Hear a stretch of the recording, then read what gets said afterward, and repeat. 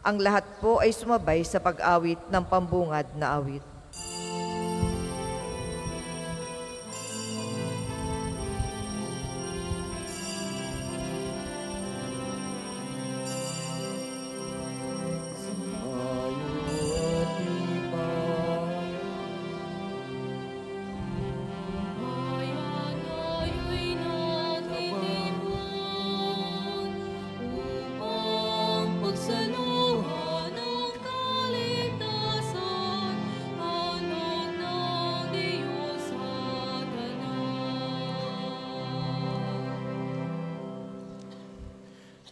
Sa ngalan ng Ama at ng Anak at ng Espiritu Santo. Amen. Ang pagpapala ng ating Panginoong Jesucristo at ang pag-ibig ng Diyos Ama at ang pakikipagkaisa ng Espiritu Santo naway sumainyong lahat.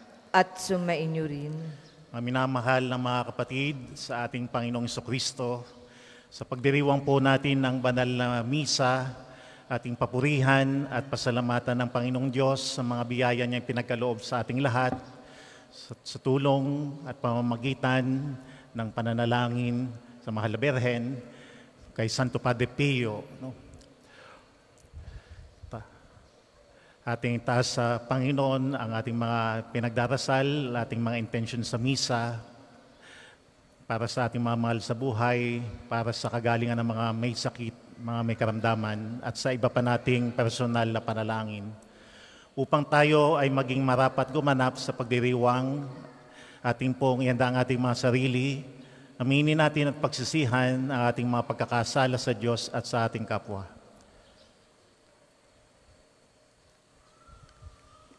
Inaamin ko sa makapangyarihang Diyos at sa inyo mga kapatid, na lubha akong nagkasala sa isip, sa salita at sa gawa, at sa aking pagkukulang. Kaya isinasamo ko sa Mahal na Birheng Maria, sa lahat ng mga anghel at mga banal, at sa inyo mga kapatid, na ako'y panalangin sa Panginoong ating Diyos. Kaawaan tayo ng makapangyarihang Diyos, patawarin tayo sa ating mga kasalanan, at patnubayan tayo sa buhay na walang hanggan. Amen.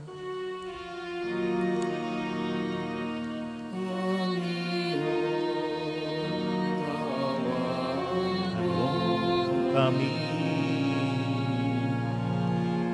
Panginoon, tawaan mo kami. Kristo, tawaan mo kami.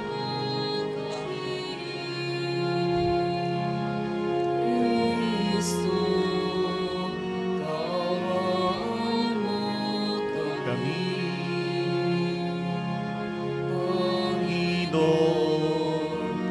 Kaawaan mo kami.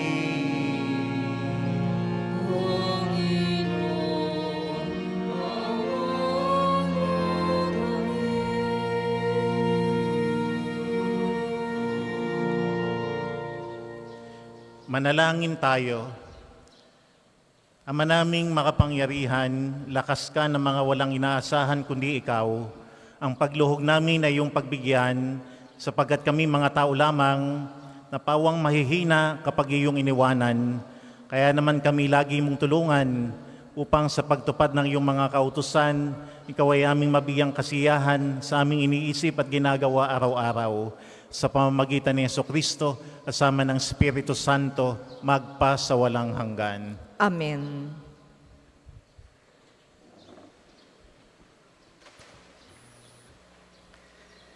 Pagbasa mula sa unang aklat ng mga hari. Nang patay na si Nabat, sinabi ng Panginoon kay Elias na taga-Tisbe, "Madali ka, puntahan mo si Haring Akab.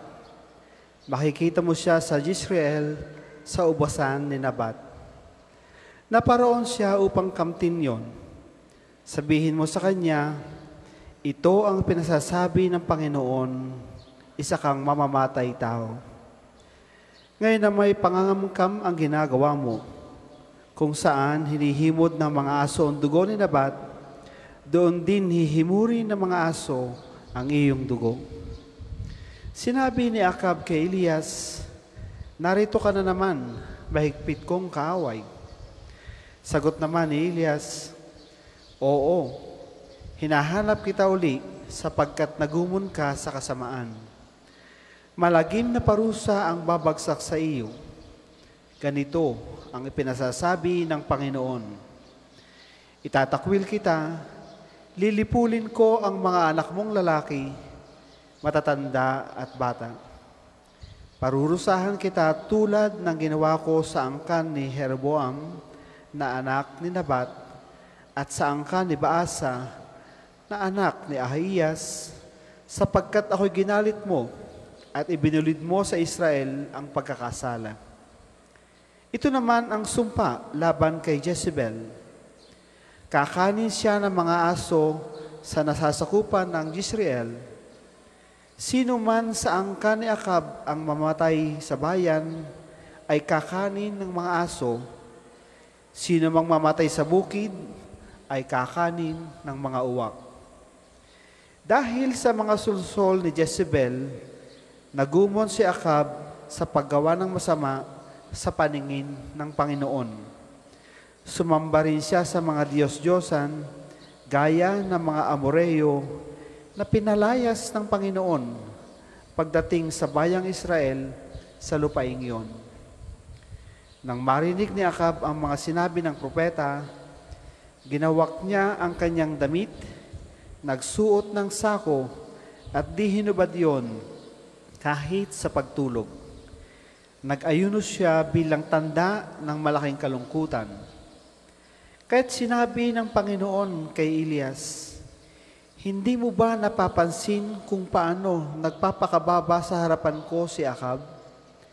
Sapagkat nagpakababa siya, hindi ko itutuloy ang parusa sa kanya habang siya'y nabubuhay. Ngunit pagkamatay niya, parurusahan ko ang kanyang angkan. Ang salita ng Diyos. Salamat sa Diyos. Ang tugon po sa salmo, poon iyong kawaan, kaming sa iyo'y nagsisuway. Poon iyong kaawaan, kaming sa iyo'y nagsisuway. Ako'y kaawaan, o mahal kong Diyos, sang-ayon sa iyong kagandahang loob. Mga kasalanan ko'y iyong pawiin, ayon din sa iyong pag-ibig sa akin. Hugasan mo sana ang aking karumhan, dalisayin mo ang aking kasalanan. Poon iyong kawaan, kaming sa iyo'y nagsisuway.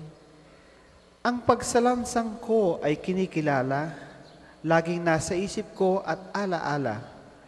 Sa iyo lang ako nagkasalang tunay, at ang nagawa ko'y di mo nagustuhan.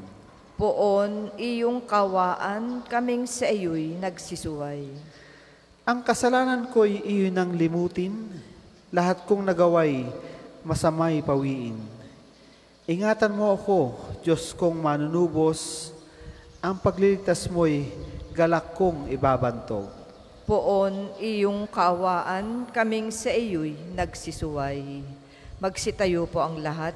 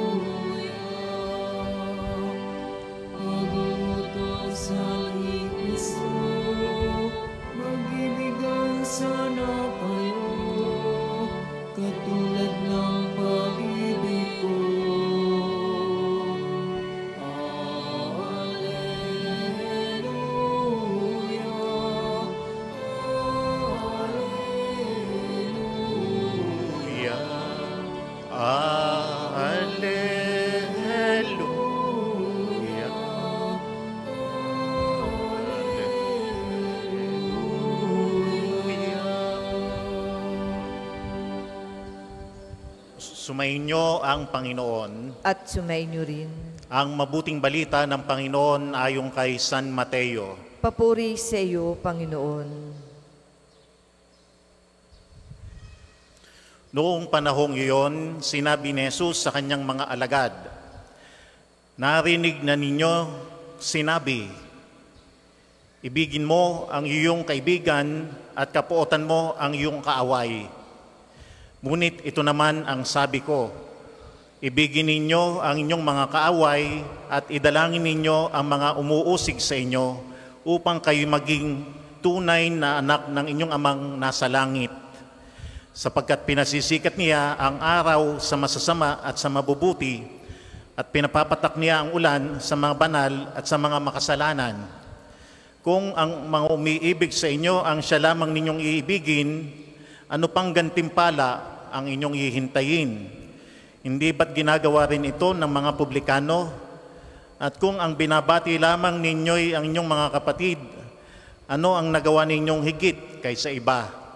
Ginagawa rin iyon ng mga hintil, kaya dapat kayong maging ganap gaya ng inyong amang nasa langit." Mga kapatid, ang mabuting balita ng Panginoon. Pinupuri ka namin, Panginoong Hesukristo. Magandang hapon po sa inyong lahat. No?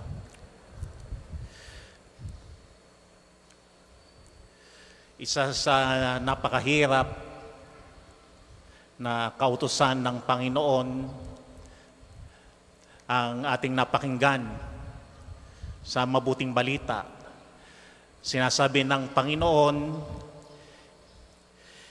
ibigin mo ang iyong mga kaaway at idalangin ang mga umuusig sa inyo. Pray for your enemies. No?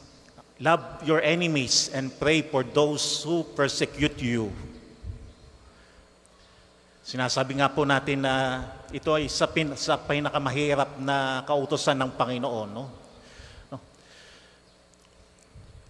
Dahil sa ating mga karanasan, sa ating pakikitungo sa ating kapwa, hindi ito madaling gawin. No? Kapag ikaw ay sinaktan, ginawa ng masama, ikaw ay niloko, no?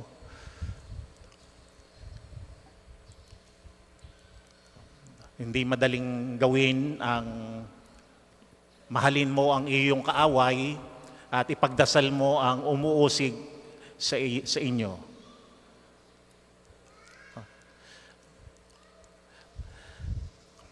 Pero yan ang inuutos ng Panginoon. Wala naman siyang inuutos sa atin, sinasabi sa atin, tinuturo sa atin na hindi para sa ating kabubuti, kalalago at ikaliligaya, kapapayapa ng buhay. No?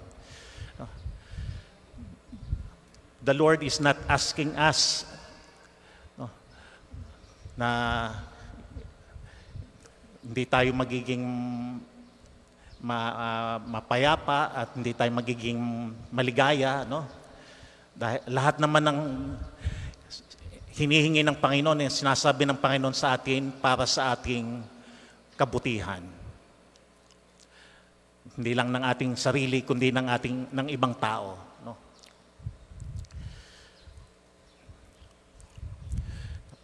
Maganda po yung sinabi ng isang Amerikanong manunulat, si Dale Carnegie. Sabi niya ay ganito, kanyang nasulat,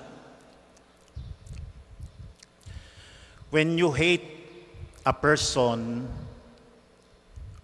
you are giving him or her the power over your life, the power over your sleep, over your appetite, over your health, over your blood pressure, and over your happiness."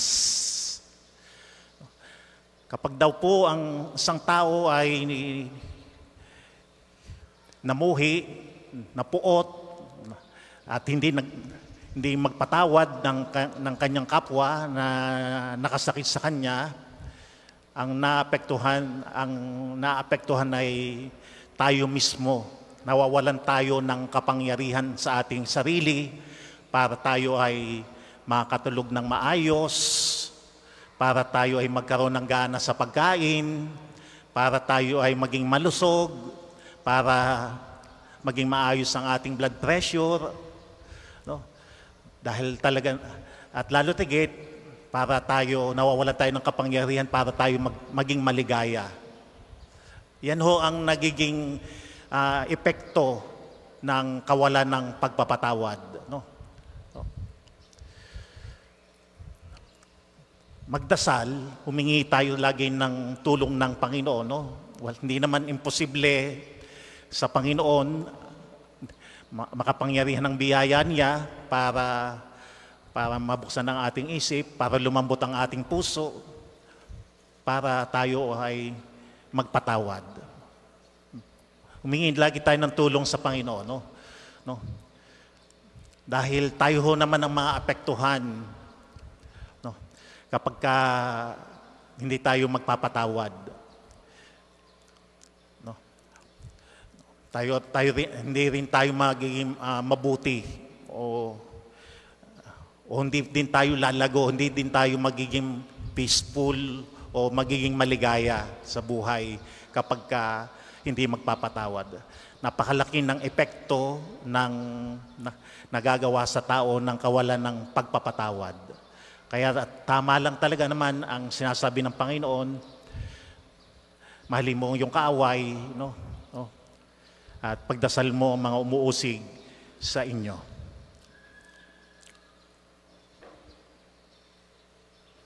Para po sa mga maghahandog ng sobre, pakihulog na lamang po sa buslo.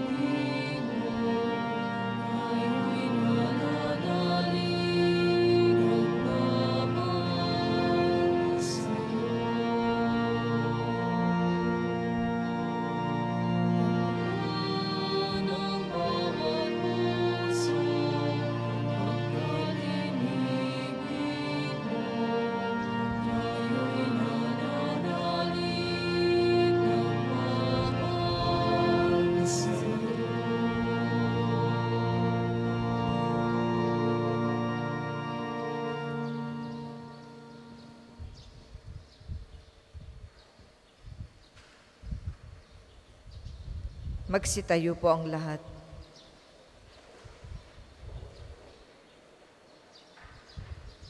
Manalangin kayo mga kapatid upang ating paghahangin ay kalugdan ng Diyos amang makapangyarihan. Tanggapin nawa ng Panginoon itong paghahain sa iyong mga kamay, sa kapurihan niya at karangalan, sa ating kapakinabangan at sa buong sambayan niyang banal. Ama naming lumikha, kami ginawa mong may angking katauhan at dapat pakanin at pangalagaan. At iyong dinudulutan ng banal na pakikinabang, pagkaloob mong kami huwag magkulang sa mga inuukol mo sa aming kapakanan sa pamamagitan ni Jesucristo, kasama ng Espiritu Santo, magpasawalang hanggan. Amen. Sumainyo ang Panginoon. At sumainyo rin. Itaas sa Diyos ang inyong puso at diwa. Tinaas na namin sa Panginoon. Salamatan natin ang Panginoong ating Diyos. Marapat na siya ay pasalamatan. Ama naming makapangyarihan, tunay ngang marapat na ikaw ay aming pasalamatan. Kinalugod mong likhain ang sanlibutan na iyong pinagbabago at idinarangal sa pamagitan ng iyong anak na kinalulugdan. Kaya utang na loob ng iyong mga itinatangi at ng mga banal na kapiling mong lagi ang iyong pagiliw at pagkakandili. Kaya kaysa ng mga anghel na nagsisiawit ng papuri sa iyo nang walang humpay sa kalangitan, kami nagbubunyi sa iyong kadakilaan.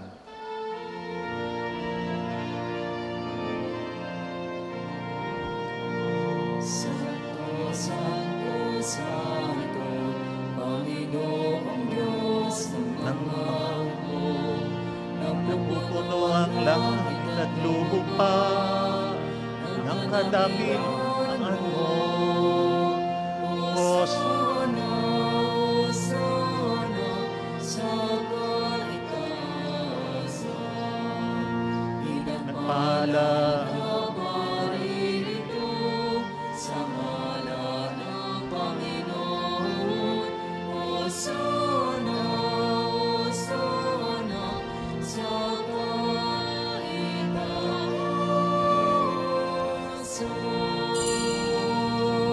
Kung hindi po kayang lumuhod, ay manatili pong nakatayo ng may paggalang. Ama naming banal, ikaw ang bukal ng tanang kabanalan, kaya sa pamagitan ng iyong Espiritu, gawin mong banal ang mga kaloob na ito, upang para sa amin ay maging katawan at dugo ng aming Panginoong Hesukristo. Bago niya pinagtiis ang kusang loob na maging handog, hinawakan niya ang tinapay, pinasalamatan kaniya, pinaghati-hati niya yon, iniabot sa kanyang mga alagad at sinabi, "Tanggapin ninyong lahat ito at kanin, ito ang aking katawan na ihahandog para sa inyo."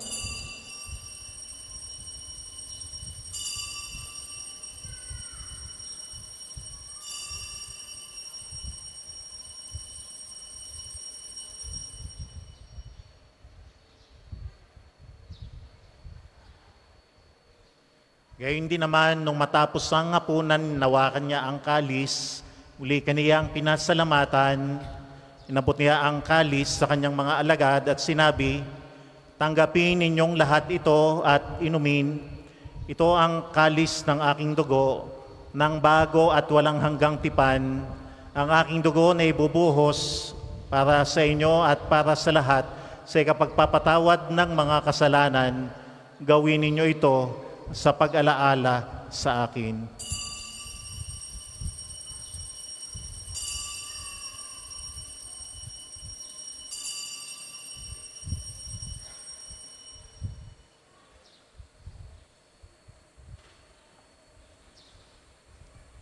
Pagbunyi po natin ang misteryo ng pananampalataya.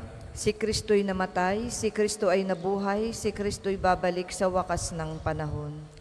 Ama, ginagawa namin ngayon ng pag-alaala sa pagkamatay at muling pagkabuhay ng iyong anak. Kaya iniaalay namin sa iyo ang tinapay na nagbibigay buhay at ang kalis na nagkakaloob ng kaligtasan. Kami nagpapasalamat dahil kami yung minarapat na tumayo sa harap mo para maglingkod sa iyo. Sinasamo namin kaming magsasalo-salo sa katawan at dugo ni Kristo ay mabuklod sa pagkakaisa sa pamagitan ng Espiritu Santo. Ama, lingapin mo ang iyong simbahang laganap sa buong daigdig. Puspusin mo kami sa pag-ibig kaysa ng aming Santo Papa na si Francisco, ni Gilbert, naming Arsobispo at ng Tanang Kaparian. Alalahanin mo rin ang mga kapatid naming nahimlay na may pag-asang sila'y muling mabubuhay, gayon din ang lahat ng mga pumanaw. Kaawaan mo sila at patuloyin sa iyong kaliwanagan. Kaawaan mo at pagindapating kaming lahat na makasalo sa iyong buhay na walang wakas. Kaysa ng mahal na Bereng Maria, Ina ng Diyos, ang kanyang kabiyak na puso, si San Jose, ang mga apostol at lahat ng mga banal, kasama ni Santo Padre Pio, sila na nabuhay dito sa daigdig ng kalugod-lugod sa iyo, may pagdiwang nawa namin ng pagpupuri sa ikararangal mo sa pamamagitan ng iyong anak na aming Panginoong Hesukristo. Sa pamamagitan ni Kristo, kasama niya at sa Kanya, ang lahat ng parangal at papuri ay sa iyo, Diyos amang mapangyarihan, kasama ng Espiritu Santo, magpasawalang hanggan.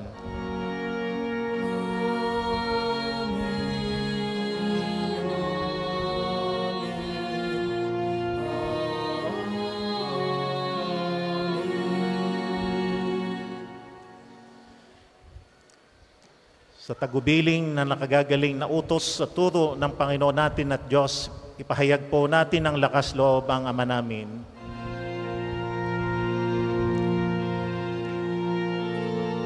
Ama namin, sumasalangit ka, sambahin ang ngalan mo. Mapasa amin ang kaharian mo. Sundin ang loob mo dito sa lupa para ng sa langit. Bigyan mo kami ngayon ng aming kakanin sa araw-araw, at patawarin mo kami sa aming mga sala para ng pagpapatawad namin sa nagkakasala sa amin. At huwag mo kaming ipahintulo sa tukso, at iadyan mo kami sa lahat ng masama. Nihiling namin kami iadya sa lahat ng masama, pagkalooban ng kapayapaan araw-araw, iligtas sa kasalanan at ilayo sa lahat ng kapahamakan, samantalang aming pinananabikan ng dakilang araw ng pagpapahayag ng tagapagligtas naming si Jesucristo. Sapagkat iyon ang kaharian at ang kapangyarihan at ang kapurihan magpakailanman.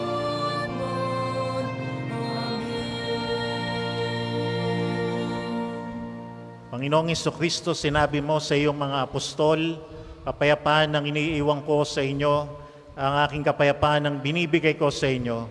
Tunghayan mo ang aming pananampalataya at huwag ang aming pagkakasala.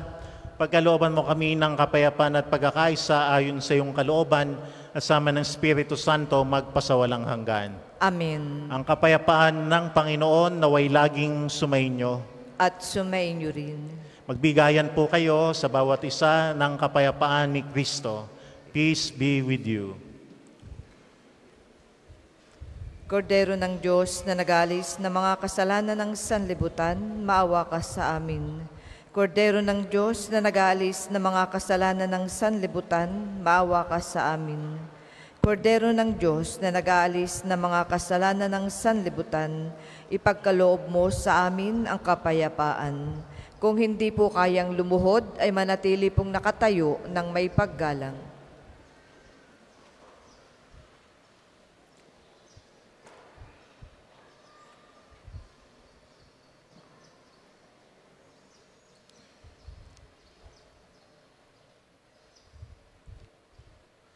Narito ang ating Panginoong Jesucristo, ang kordero ng Diyos na nag-aalis ng mga kasalanan ng sanlibutan.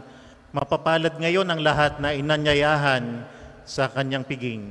Panginoon, hindi ako karapat-dapat na magpatuloy sa iyo, ngunit sa isang salita mo lamang ay gagaling na ako.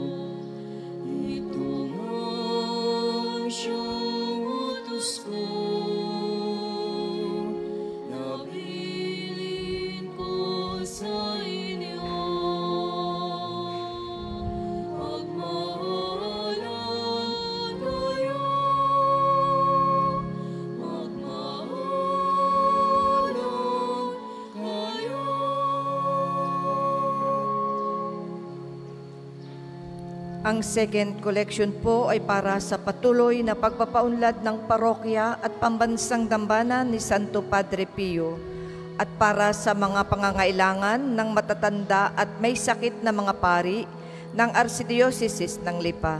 Salamat po sa inyong handog.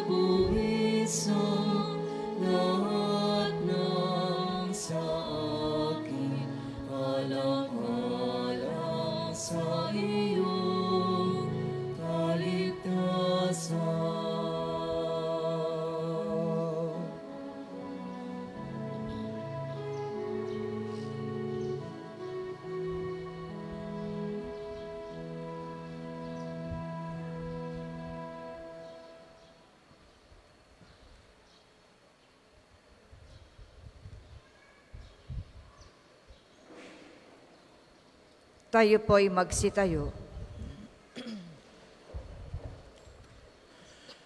Manalangin tayo. Ama naming mapagmahal, ang pinagsaluhan naming banal na pakikinabang na nagpapahiwatig ng iyong pakikiisa sa tanang naritong nakikipagdiwang ay magdulot nawan ng pagkakaisa sa iyong sambayanan sa pamamagitan ni Jesucristo kasama ng Espiritu Santo magpasawalang hanggan. Amen.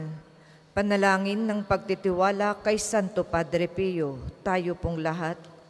Padre Pio, taga Pietrelcina, mongheng banal, pintakasing santo ng milenyong kasalukuyan, gabay namin sa pagtahak sa landasing makalangit, takbuhan sa pangangailangan, huwaran ng pagtitiis. Sa'yo namin inilalapit aming mga kagipitan, sa'yo po ibinibilin kalusugan at kabuhayan.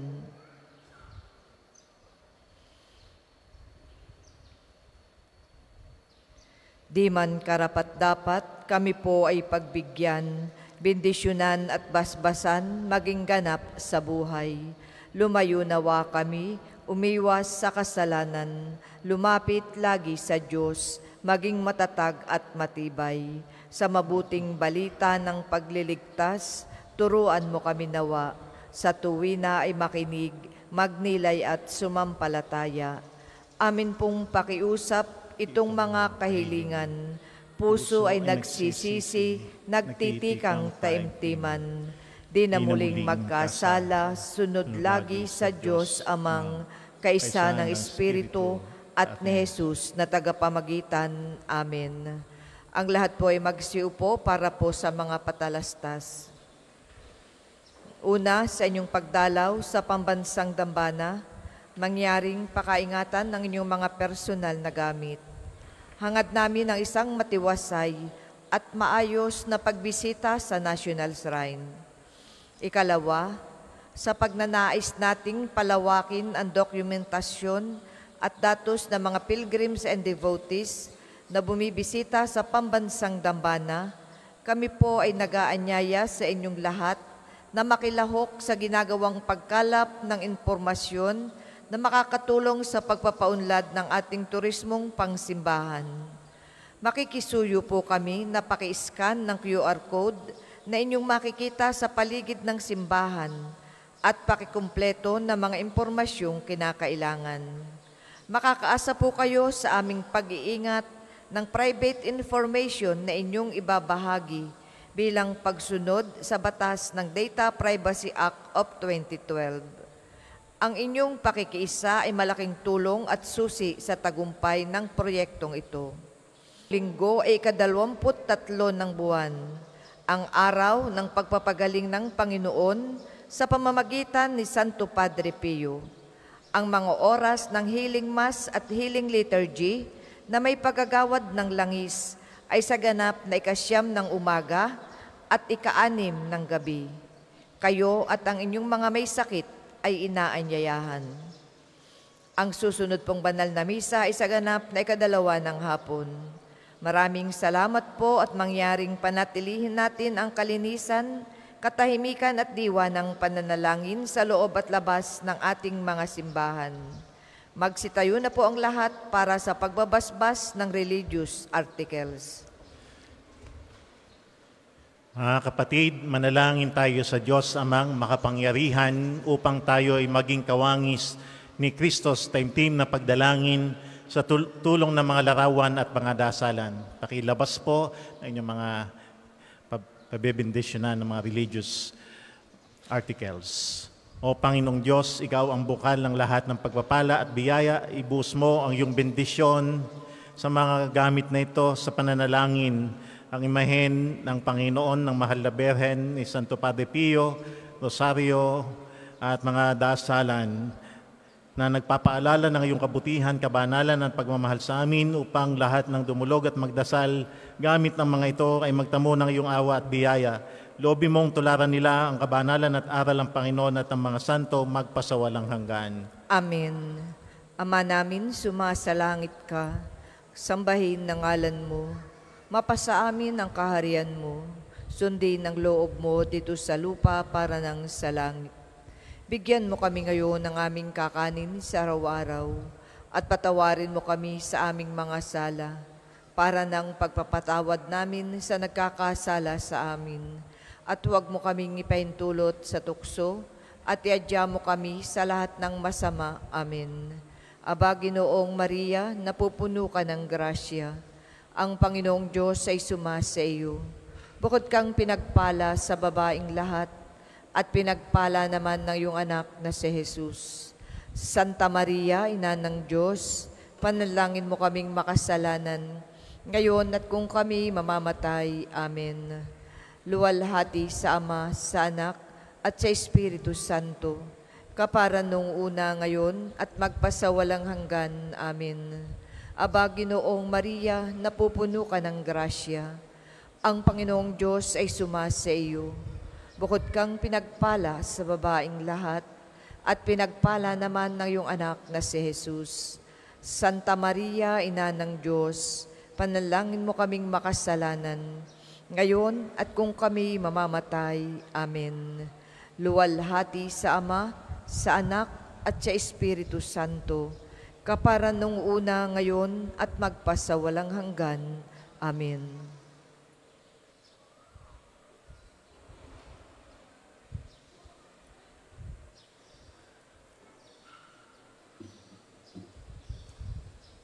Sumainyo ang Panginoon. At sumainyo rin. Pagpalaan kayong lahat ng makapangyarihang Diyos, ang Ama, Anak at Espiritu Santo. Amen. Tapos na po ang ating pagdiriwang. Umayo kayo laging mapayapa. Salamat sa Diyos.